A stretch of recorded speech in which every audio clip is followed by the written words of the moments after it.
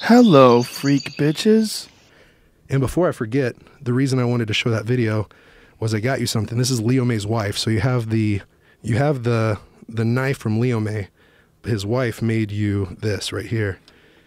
And so because from our second JRE episode, I believe, we funded a water well there in Bobofi. And so she's really talented.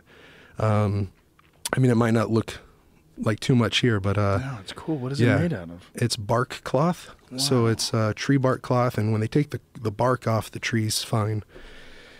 But they that used to be what they would make their clothing out of. Their clothing, they would make other materials out of them. They can make these little kind of carrying cases or backpacks kind of out of it. Do they treat it with something? Like, how do they get it so soft? They pound it down, and I haven't seen the whole process, but I've seen the bark and where they pull it off, and then they kind of beat it down until it's this like cloth. I know that this right here, Wow. when I've been doing research, they have those Mabuti pygmy paintings that are made out of bark cloth at like our National Museum of History in New York. They have a few of these there, and so it's kind of cool to see. I don't know. I just was excited to bring it back to you. I think awesome, I got a picture of said painting, Oh, and it's Mama Leo May, and she's painting it for you. So that's awesome, man. Thank you. Yeah. And thank her, please. I will. That's so cool. I will. They Wow. just when I go back, sometimes they're like, "Hey, like, that's her making it there? Thank your friends." Yeah. So that one's not the same one. I actually didn't think to, or I didn't get a picture of it whenever she was painting this one, but I got a picture of her doing some other ones. That's Mama Swazi, and she's pretty great at it as well. And so they just, I mean, that's a little bowl, little leaves. This paint that you actually have there they had some leftover black paint, but sometimes on that other photo, they just use like cassava or berries and they beat it up, pound it down and make this paint out of it, but it kind of fades over time. So this one's one where, that's it right there, where they just pound up this stuff, and it's part of their culture. It's what they love to do. They kind of how you saw Leo May passing down, the farming. And that video was actually Sangui over here from that handprint that you got. It's his grandson. And this is what the women pass down to their girls, is how to make this bark cloth and how to paint. So Wow. it's pretty neat, their culture. Like, they just do everything together. They rally around each other. They're happy together, they sing, they dance, but they also suffer together. If one person in the community is lost, even for instance, so it might sound weird in our culture, but let's say a mother passes away who's like she's breastfeeding, right? And she passes away, but the baby survives. Some other woman in the village will take the baby up and start taking care of that little one. And there is an adoption in the pygmy culture. Like, no one needs to be adopted because the community rallies around them.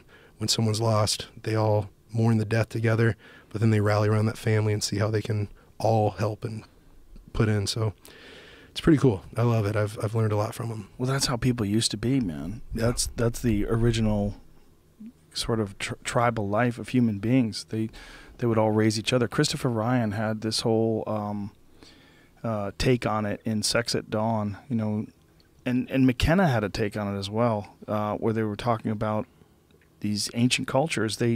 Because of these small groups of people, they were much closer. They knew everyone in the community. It was intensely important. And that there's a lot of people that think that some of the problems that we deal with today in society are because of this disassociation that we have with our neighbors, and we don't have a real sense of community. I mean, I know like 2 or 3 of my neighbors, and I see them once a year. Yeah.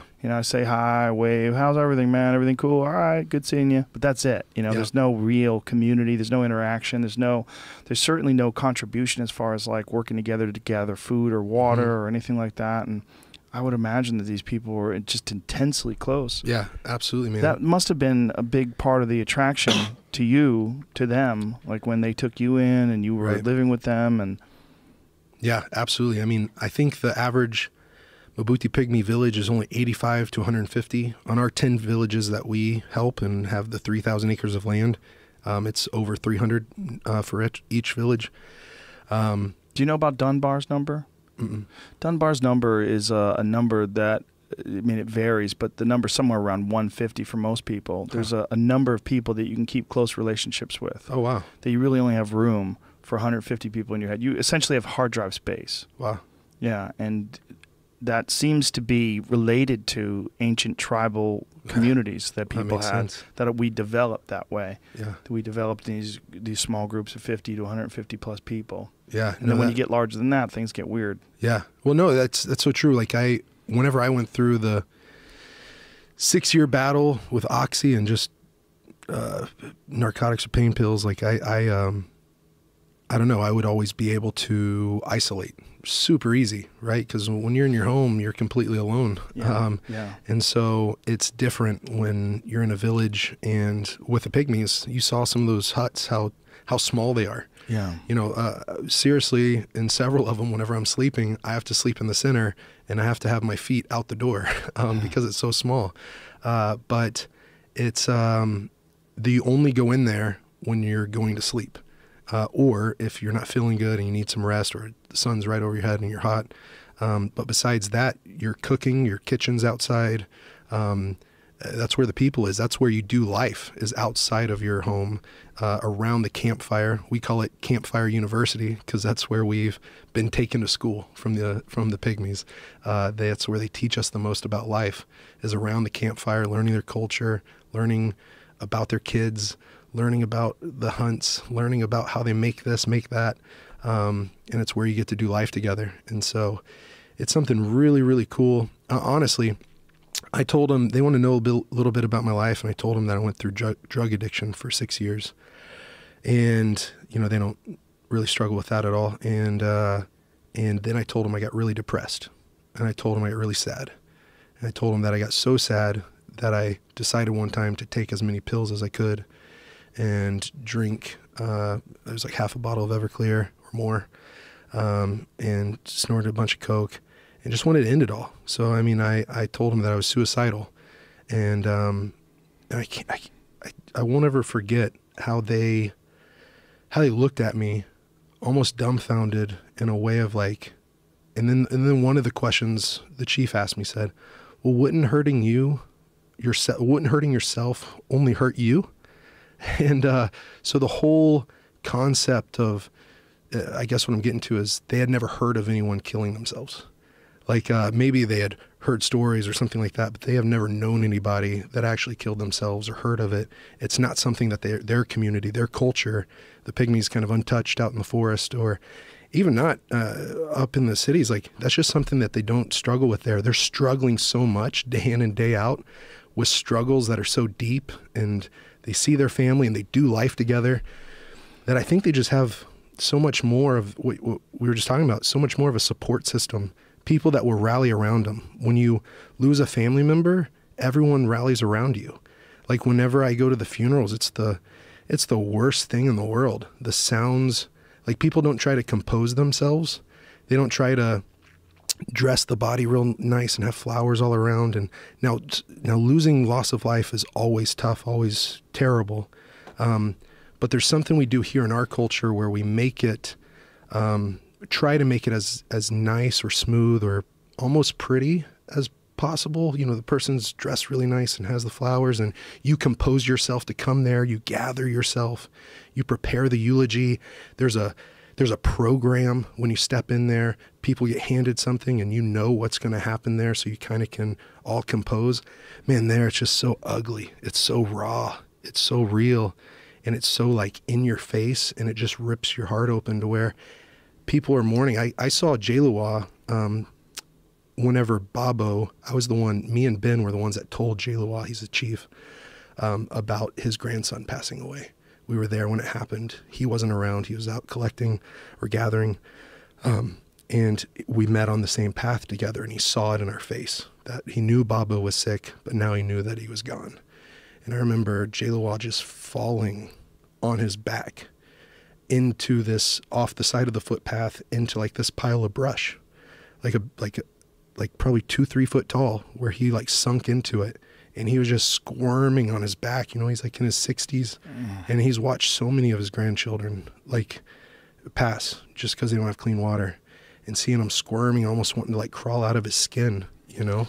And so, but I don't know. I don't want to be a bummer. I'm just, no, just express yourself. Don't worry about that.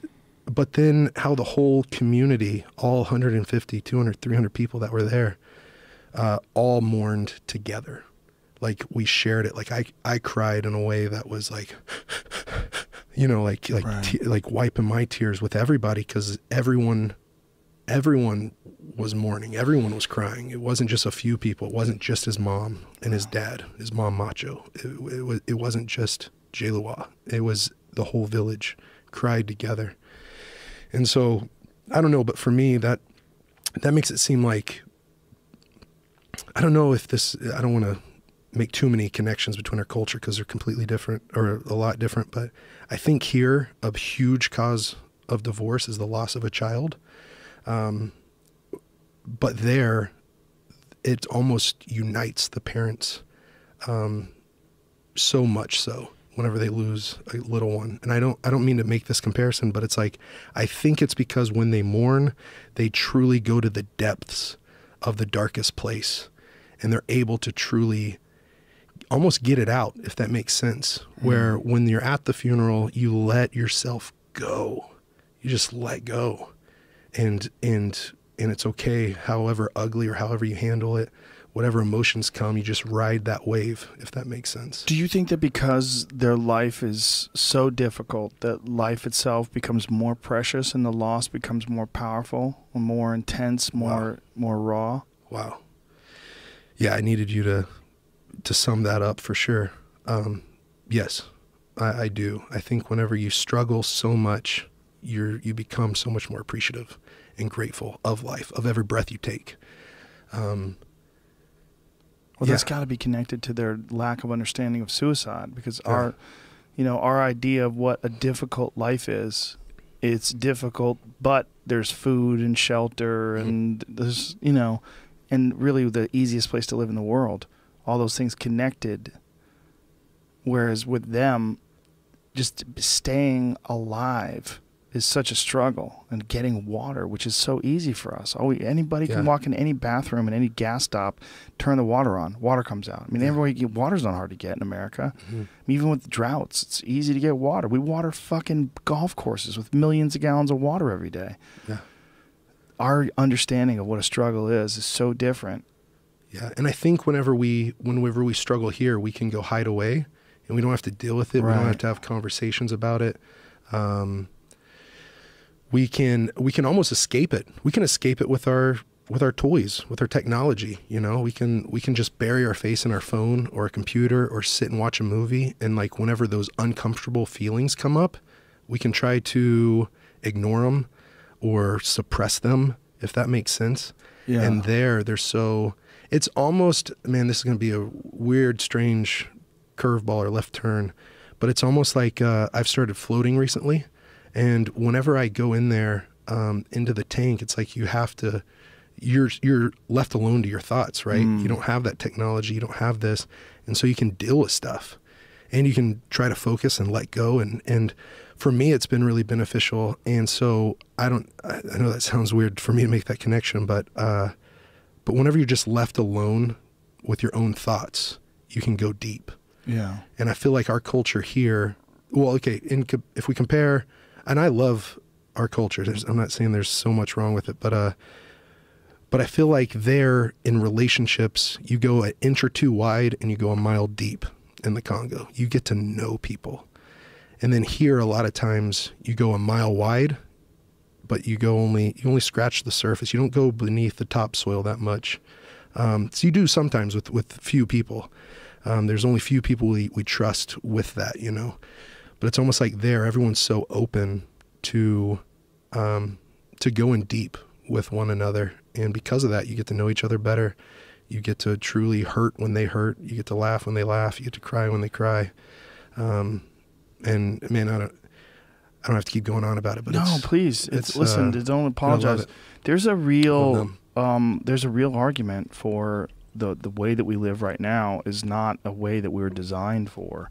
Meaning that not that it can't be sustainable or manageable and you can't figure out a way to live a harmonious life in the modern context, but that a lot of people think that we would naturally fit right in a tribal environment, that it would feel natural. And a lot of people experience that when they go camping for long stretches of time, when they're out in the woods together, you know, for whatever reason. They just decide to find a place and live off the land. I mean, that's why I think a lot of those shows, like those subsistence living shows, like those homesteading kind of stuff. Yeah, that's very it's very attractive to people because I think there's a longing in our DNA even where it just there's a pull. There's a pull to that. Man, I would love to just grow kale and raise chickens and live off the farm. I mean, there's a lot of people that feel like really, really attracted to that. And I think it's something deep in our being that we're longing for, this connection to the real world. And we've done an amazing thing creating cities. It's stupendous. It's almost beyond our comprehension because we're a part of it. You know, we're a part of it. It's normal. You get on the subway, you get in your car, you drive through the city. It seems normal. But it's so far removed from every single aspect of our history. I mean, this is so new. It's so recent. I think these people are just more in tune. I mean, it's horrible that they have to deal with these situations, like the lack of water and toilets and the diseases and all the other struggle. But man, there's a part of what they're doing and the way they're living that just seems like they're more in tune in a natural way. Yeah. Right? You would think that they would be more depressed. Right.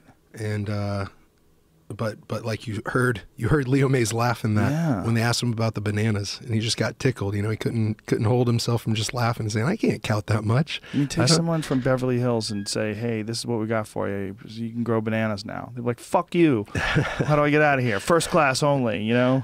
Right. Where's my iPhone? Yeah.